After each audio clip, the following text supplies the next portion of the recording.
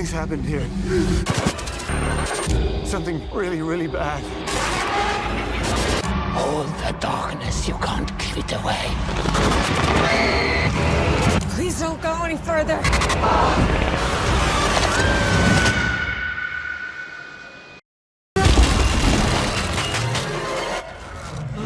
Sabe aquela sensação de finalizar Silent Hill 2, o remake agora de 2024, e pensar, caralho, que jogo foda? É exatamente o contrário que você vai sentir com a nova adaptação de Silent Hill para os cinemas. Terror em Silent Hill, Regresso para o Inferno, acabou de chegar aos cinemas. E eu não sei o que é pior, James com carisma de uma porta ou CGI porco que tem nesse filme. Se você quiser poupar seu tempo e seu psicológico, fica comigo até o final desse vídeo. Mas antes, eu queria te pedir para se inscrever no canal, curtir o vídeo e comentar o que é que tu achou do filme. Terror em Silent Hill, Regresso para o Inferno, filme agora de 2024, adaptação direta de Silent Hill 2, segue James Sunderland, que é atraído de volta à misteriosa e sombria cidade de Silent Hill, por uma carta de sua esposa falecida, Mary, prometendo que ele a encontrará, onde ele enfrentará criaturas monstruosas e revelará verdades aterrorizantes sobre si mesmo e sua sanidade.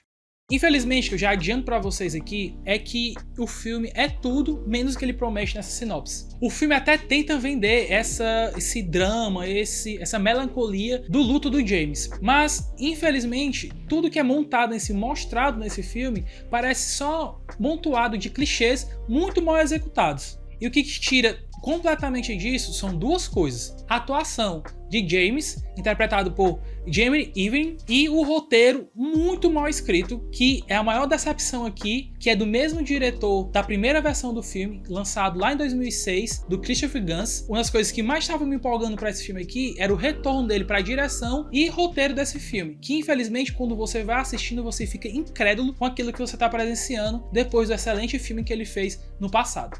O James desse filme parece que ele tá com uma tremenda dor de barriga o filme todo. O filme abre com a cena dele conhecendo Mary, numa parada de ônibus. Assim, é o mais puro clichê, o diálogo que o filme vai mostrando pra gente é tão pobre, que você tem um alívio quando o filme mostra que é só um sonho ou uma lembrança de James. Só que, infelizmente, não para por aí. Logo em seguida, a gente vai ver James sofrendo pelo luto da amada, mas o roteiro continua mostrando conversas e diálogos ridículos, que até que pessoas que acabaram de entrar numa escola de cinema, numa escola de roteiro, conseguiriam escrever coisas melhores. São diálogos, parece que foram escritos até por um IA, de tão simples assim, tipo, no começo de IA, porque é muito bobo as falas que são colocadas aqui para os personagens falarem. São frases muito simples, que tentam trazer um efeito, mas só traz vergonha alheia. E ainda nessa cena que ele tá no bar, tem um momento que a câmera fica em primeira pessoa, que eu acho que é pra trazer aquela sensação do jogo, que é quando ele se olha no espelho. E eu vou dizer pra vocês aqui, todo momento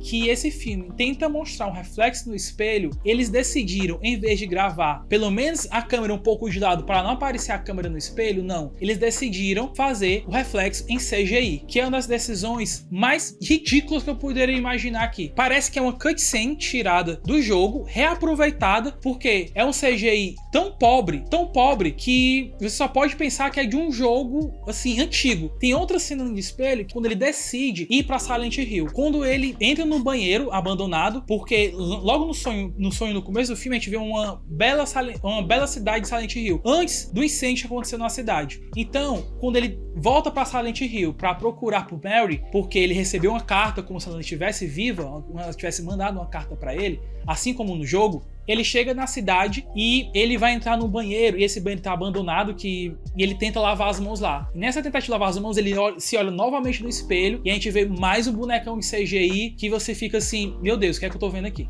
E você vai vendo decisões de direção, decisões de adaptação, que você fica vendo que o filme tá tentando adaptar sem nascer no jogo. Mas isso é a pior decisão, infelizmente, aqui para esse filme. Ainda falando dessa questão de adaptação, mais à frente a gente vai conhecer outra personagem muito importante do jogo, que é Maria. E ela tá igual ao jogo, igual. Só que pra adaptação de filme, a forma que ela aparece lá, a forma que ela chega falando é muito tosco, muito tosco. Em jogos até funcionam, porque você tá imerso ali, certos diálogos vão passando despercebido e você tá mais afim da gameplay e entender o que tá acontecendo ali do que às vezes se ligar mesmo nos diálogos entre os personagens. Mas aqui, o que precisa lhe segurar ali e fazer sentido pra você entrar na história são os diálogos e o enredo que vai sendo desenvolvido na história. Mas com um roteiro preguiçoso e porco aqui que esse filme bota pra gente, é muito decepcionante. E quando Maria aparece, destoa totalmente de tudo que tá acontecendo ali.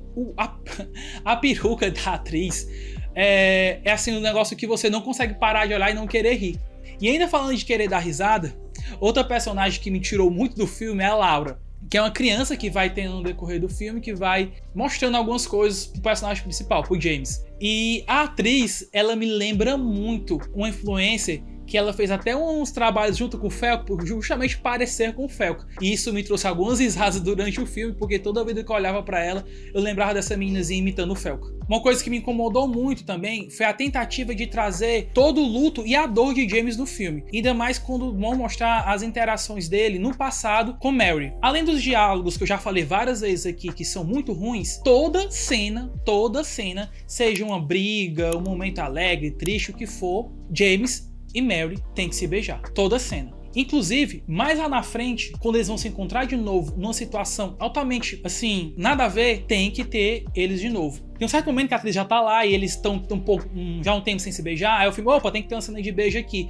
Tão sem conexão, sem química nenhuma, que você só sente constrangimento. Falando um pouco mais sobre os efeitos especiais do filme, as decisões de gravação, você vê que muitas partes do filme foram gravadas dentro de estúdios usando chroma key. E isso fica escancaradamente claro pra gente por conta da iluminação dos atores para o ambiente. Tem cenas que é em campos abertos, com muito sol, que você sente muito a diferença do ator para o resto, para o ambiente. Inclusive tem uma cena que lembra muito as cenas de Crepúsculo, do Edward e da Bella deitado no campo. São cenas como essa que te tira muito, porque você vê o quão artificial é aquele local que eles estão. Não parece nada bonito assim, é uma luz estourada muito claro, enquanto eles estão com outro tipo de iluminação, que tira muito do filme, assim, esses momentos. E o filme, quando vai te apresentando outras coisas dos jogos, por exemplo, sobre a família de Mary, sobre a seita que o pai dela fazia parte, era o tipo líder deles, o filme vai te mostrando sobre eles e você não entende nada do que tá acontecendo ali, porque o filme simplesmente não explica. Eles são jogados, são personagens que você não vai nem lembrar o nome. Eu só sei alguns nomes porque eu acabei vendo aqui quando eu tava escrevendo o roteiro para fazer esse vídeo, porque são muito esquecíveis. Você não consegue se apegar às coisas que aconteciam com ela, que aconteceu com a família. Você nem entende o propósito da seita, o que é que eles estavam fazendo ali, o que eles queriam fazer com ela, qual era o intuito ali. Você só vê que ela era usada pela seita, porque foram coisas que o pai dela deixou para ela continuar fazendo, e era como se ela fosse uma grande oferenda pro ritual que eles faziam ali, que eles precisavam dela para fazer as coisas, mas que ninguém sabe que coisas eram essa. Talvez você especula se que é sobre o que aconteceu com a cidade. E agora falando da cidade em si também, não acrescenta em nada na história.